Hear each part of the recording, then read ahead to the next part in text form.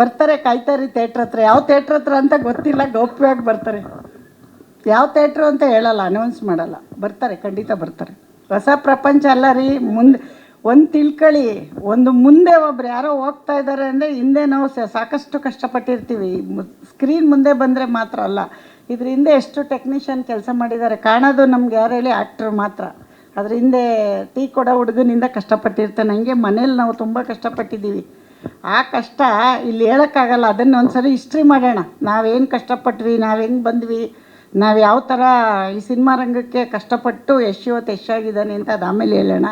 But ಹೊಸ್ತಂತೂ ಅಲ್ಲ, ನಮಗೆ ಬಂದು 25 ವರ್ಷ ಆಯಿತು. ಯಶ್ ಬಂದಾಗಲೇ ಹಿಂದೆನೇ ಬಂದುಬಿಟ್ವಿ. ನಾವು 2000 ರೂಪಾಯಿ ಮನೆ ಬಾಡಿಗೆ ಮಾಡ್ಕೊಂಡು ಅವ್ನು ಹಿಂದೆನೇ ಇದ್ವಿ.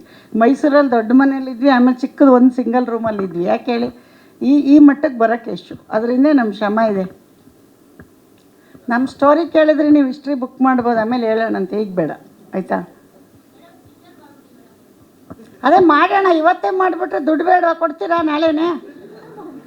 ಇವತ್ತು ಎಲ್ಲಿಂದ ತರೋಣ? ಫಸ್ಟ್ ಈ ಸಿನಿಮಾ ಮಾಡೋಣ ಇರಿ, ಆಮೇಲೆ ಮಾಡೋಣ. ಇಲ್ಲ 150 ಅದೆಲ್ಲ ಈ ಬಿಸ್ನೆಸ್ದೆಲ್ಲ ಇನ್ನೂ ನಾನು ಯೋಚಿಸಿಲ್ಲಮ್ಮ. ಅಷ್ಟೊಂದು ಆ ಥರ ಬೀಳ್ತಾ ಇಲ್ಲ. ಫಸ್ಟು ಜನ ಆಡಿಯನ್ಸ್ ತೊಗೊಳ್ಳಿ ಅಂತಿದ್ದೀವಿ, ಬಿಸ್ನೆಸ್ ಬಗ್ಗೆ ತಲೆ ಕೆಡಿಸ್ಕೊಂಡಿಲ್ಲ ಇನ್ನು.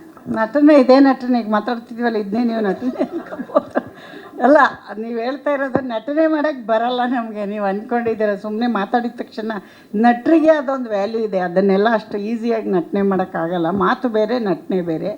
ನನಗೂ ಎಷ್ಟು ಬಂದ ಮೇಲೆ ಗೊತ್ತಾಗಿದೆ ಇಷ್ಟೊಂದು ಕಷ್ಟನ ನಟನೆ ಮಾಡೋದು ಅಂತ. ಅದಕ್ಕೆ ಆದ ಪ್ರಿಪ್ರೇಷನ್ ಎಲ್ಲ ಅವ್ರು ಎಷ್ಟು ಕಷ್ಟಪಡ್ತಾರೆ, ಅಷ್ಟು ಈಸಿ ಇಲ್ಲ ನಟನೆ ಮಾಡೋದು. ನಾವೇನೋ ಒಂದು ಸಣ್ಣ ಪ್ರಯತ್ನ ಮಾಡಿ ಪ್ರೊಡ್ಯೂಸರ್ ಆಗಿದ್ದೀವಿ, ಅದಕ್ಕೆ ಆಶೀರ್ವಾದ ಮಾಡಿ ಸಾಕು.